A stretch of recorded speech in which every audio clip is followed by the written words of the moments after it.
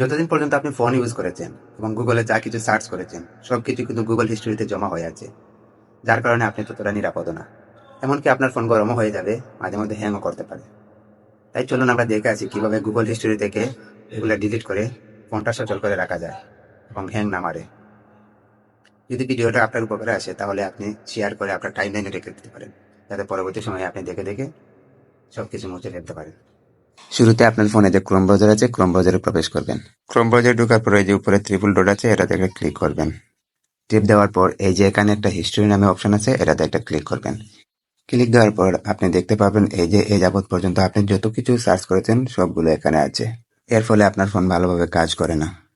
এরপর আপনাকে একটা কাজ করতে হবে, এই যে এখানে আছে ক্লিয়ার ব্রাউজিং ডাটা, এখানে একটা ক্লিক করতে হবে। ক্লিক দেওয়ার পরে যে এখানে দেখতেছেন একটা লাস্ট হাউস বলে একটা অপশন, এখানে আবার ঢুকতে হবে।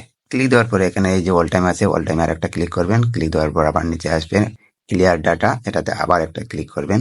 তারপর এই যে নিচে আবার লেখা আছে ক্লিয়ার, এটাতে আবার একটা টেপ করবেন। ওকে, এতটুকু কাজ করলে আপনার হয়ে যাবে, আর আপনার ফোন কখনো গরমও হবে না, আগের মতো ফাস্ট কাজ করবে। ধন্যবাদ।